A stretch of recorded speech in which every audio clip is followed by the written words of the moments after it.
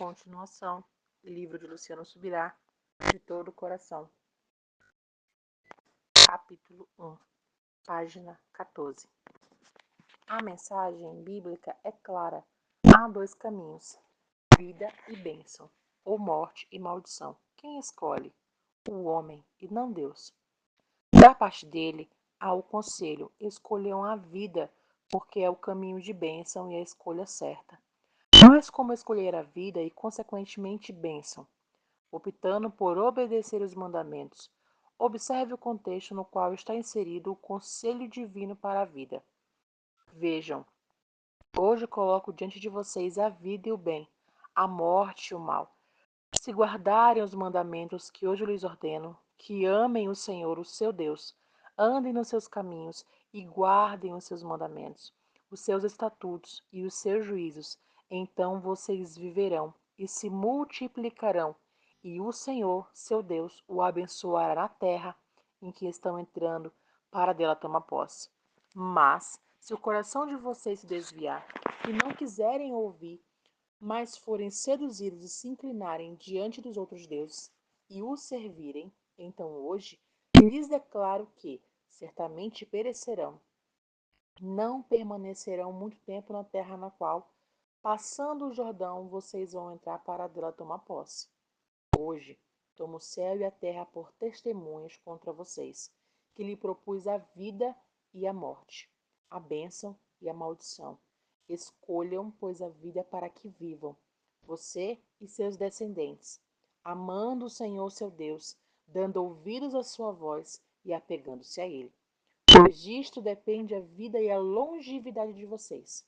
Escolham a vida, para que habitem na terra que o Senhor, sob juramento, prometeu a dar aos pais de vocês, a Abraão, Isaque e Jacó. Grifos do autor. Deuteronômio 30, de 15 a 20. A obediência produz bênção e a desobediência produz maldição.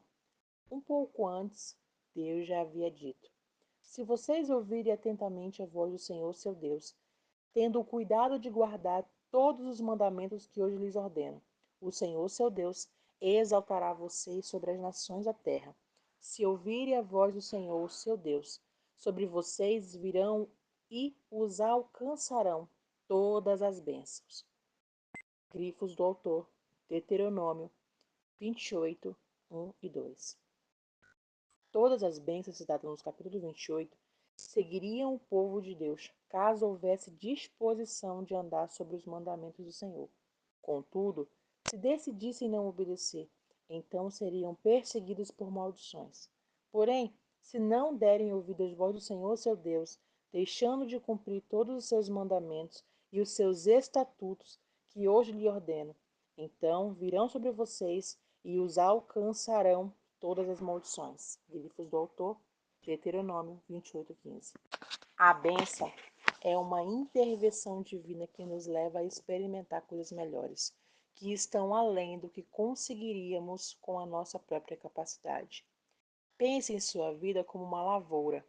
Há um potencial de produção que é natural, consequência de lavrá-la, como os recursos naturais disponíveis. Com a bênção divina, é possível obter resultados muito melhores, que desafiam o plano natural. Por outro lado, a maldição é um juízo divino, que permite a ação maligna, ou seja, seguindo a mesma analogia, a lavoura fica muito mais sujeita a perdas e prejuízos, uma vez estabelecido o fundamento de que a escolha do homem pela obediência leva à bênção e pela desobediência à maldição. Olhemos mais uma vez para o princípio de amar ao Senhor, como o mandamento da palavra de Deus. Primeiro e principal, é correto constatar que o desobedecer-lhe implica maldição. Como bem disse Paulo, quem não ama ao Senhor seja anátema. Vivemos dias de grande colheita espiritual, em que milhares se convertem ao Senhor, além de novas igrejas plantadas em número impressionante.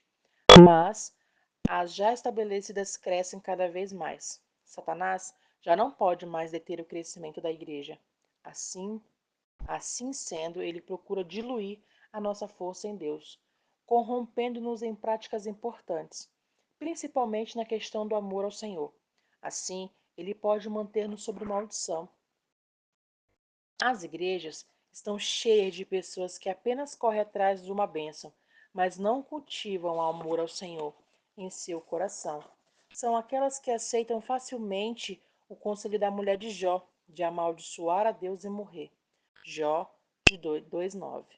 Assim que percebem que não foram abençoadas ou atendidas em suas demandas, tanto o grande avivamento que esperamos como as tremendas bênçãos decorrentes dele, dependem de uma nova atitude da Igreja com relação à forma de buscarmos ao Senhor. Passo agora a mostrar tal verdade por meio de princípios bíblicos. A maior parte do restante deste capítulo foi extraída e adaptada do outro livro de minha autoria, A Outra Face dos Milagres. Quando Deus se torna um amuleto. Lemos o capítulo 4 de 1 Samuel acerca da aliança que foi tomada. Naquele tempo, um dos netos de Eli foi chamado de Icabô, que significa foi-se a glória de Israel. O símbolo por trás do nome é claro. Aquela foi uma geração que perdeu a presença de Deus. A decadência foi tanta naquele período que os filhos de Eli chegaram ao ponto de se prostituírem na entrada da casa de Deus, o que não ficou impune. Por pecarem gravemente contra o Senhor, também foram julgados por ele. Com o assalto da arca, todo o povo encontrou-se privado da presença divina e sem acesso à glória. Por que uma história assim foi registrada nas Escrituras? O apóstolo Paulo diz: estas coisas aconteceram com eles para servir de exemplo e foram escritas como advertência a nós, para que no fim dos tempos tenha chegado, para quem o fim dos tempos tem chegado. 1 Coríntios 10:11. A resposta é uma a resposta é que há uma lição a ser extraída. A atitude da geração de Eli tornou-se modelo que nós não deveríamos fazer. Estamos diante de um exemplo a não ser seguido. Mas por que aquela geração perdeu a presença de Deus? Onde ela falhou? Os registros são de que havia descaso dos sacerdotes para com a presença de Deus em Siló, onde estava o tabernáculo. Não havia interesse pela casa do Senhor, por buscar a sua face, tampouco por adorá-lo devidamente. Contudo, nas dificuldades recorriam a Deus. Essa foi a falha. A busca era egoísta, somente na hora do caos. A geração de Eli quis fazer da presença de Deus uma espécie de amuleto que resolveria todos os seus problemas. Vamos detalhar a história. Israel subiu à batalha e encontrou a derrota diante dos filisteus. 1 Samuel 4, de 1-3. Com medo de outro revés, o povo mandou a buscar a arca de Deus. Isso revela tanto a falta de liderança, quando o povo é que decide o que deve ser feito, como também a mentalidade coletiva de descaso para com a presença do Senhor. Então o povo mandou trazer de Siló a arca do Senhor dos Exércitos, entronizada entre os querubins. E os dois filhos de Eli, Ofine e Finéias, estavam ali com a arca da aliança de Deus. Quando a arca da aliança do Senhor chegou ao arraial, os israelitas gritaram tão alto que o chão tremeu. Os filisteus ouviram a voz do júbilo e disseram: que voz de grande júbilo é essa no arraial dos hebreus? Então souberam que a arca do Senhor havia chegado ao arraial. E os filisteus ficaram com medo e disseram: os deuses vieram ao arraial. E diziam mais: ai de nós, porque nunca antes aconteceu uma coisa dessas. Ai de nós. Quem nos livrará da mão desses deuses poderosos? São os deuses que atacaram os egípcios com todo tipo de pragas no deserto. Grifos do autor. 1 Samuel 4, de 4-8. Note que até os filisteus ficaram com medo da arca. Isso porque eles, gentios pagãos, acreditavam na força dos amuletos. Tudo indica que os filhos de Israel haviam adotado tal forma mundana de pensamento para aquela geração dos filhos de Israel. Deus já não era mais o Criador e o sustentador de todas as coisas. Já não era o Salvador do seu povo.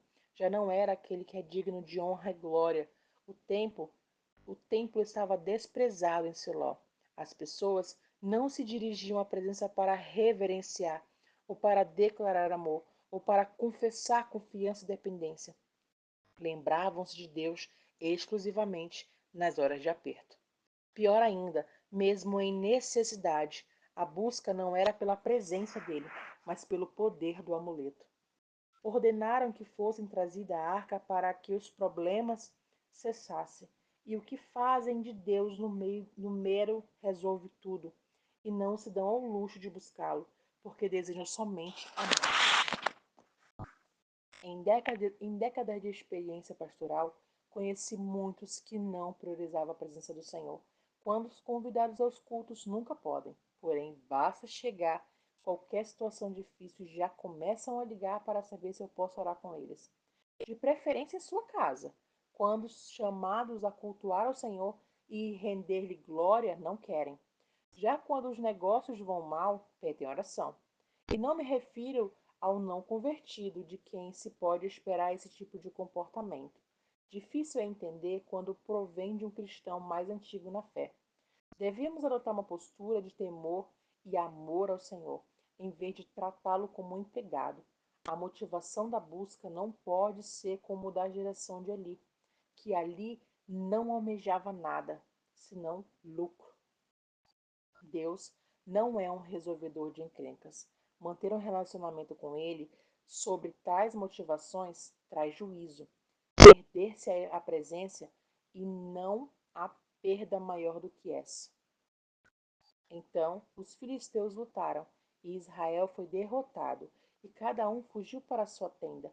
Foi uma grande derrota, pois foram mortos de Israel 30.000 homens. A arca de Deus foi tomada, e os dois filhos de Eli, Ofni e Finéias, foram mortos.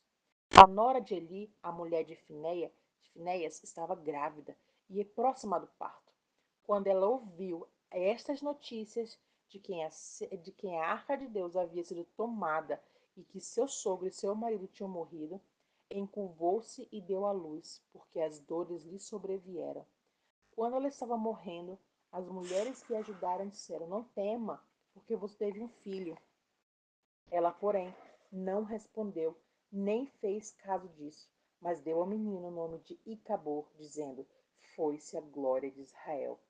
Ela disse isso porque a arca de Deus havia sido tomada e por causa do seu sogro e de seu marido, e falou mais: Foi-se a glória de Israel, pois a arca de Deus foi tomada. 1 Samuel, de 4 a 10, 11, 19 a 22.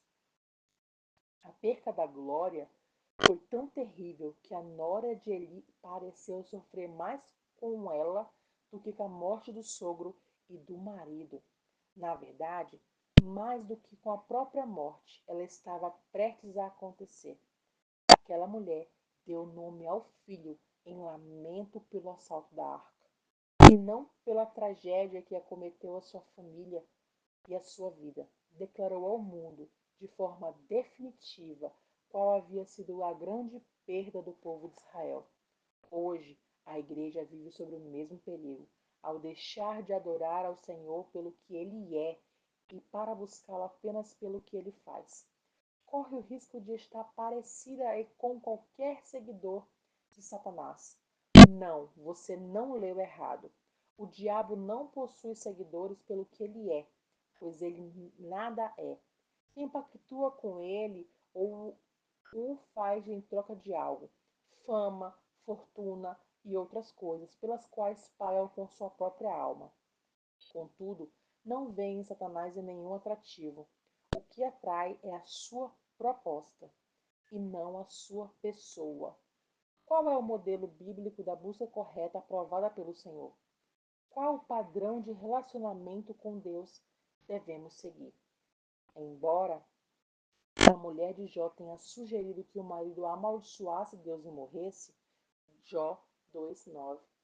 Ele, por sua vez, agiu diferente. Posteriormente, Jó declarou o seguinte: ainda que me mate, ele é minha única esperança. Jó 13:15. Que declaração profunda e profundamente baseada em quem o Senhor é. Mesmo que, além de não fazer nada para socorrer o seu servo, Deus ainda decide matá-lo. Hipótese não tão razoável para Jó. O Senhor continuaria sendo nada mais, nada menos que a única esperança. É como se dissesse: não importa o que o Senhor faz por mim, mas quem o Senhor é. Mesmo que meus pedidos não sejam atendidos, mesmo que eu morra, Deus, tu serás para sempre a minha única esperança, meu único Deus, meu único Senhor, meu único. O reino de Deus precisa mais de Jós, mais daqueles que o desejam e decidem buscá-lo, pelo que ele é, e não somente pelo que ele faz. Isso não quer dizer que é errado buscar aquilo que o Senhor pode fazer, mas sim que não se deve abandonar a ênfase em que ele é. Amá-lo antecede a sua prioridade, prioridade qualquer bênção. Buscar a pessoa vem primeiro, sua face antes das suas mãos, seus pés de seu movimento, seu coração antes de tudo. O irmão Lawrence, francês do século XVII, conhecido pela ênfase e constantes esforços em levar outros cristãos e a entenderem o que é permanecer na presença de Deus, afirmou em suas cartas: o amor da maioria das pessoas pelo Senhor para em um estágio bem superficial. A maioria das pessoas ama a Deus por causa das coisas tangíveis que ele concede a elas. Elas o amam por causa do seu favor. Você não deve parar nesse nível, independente do quanto as misericórdias de Deus foram preciosas para você. Logo depois, ele arrematou a ideia com simples e ao mesmo tempo profunda conclusão: o Senhor não está de fora de você, derramando favores, ele está dentro de você. Busque-o no seu íntimo e não em outro lugar.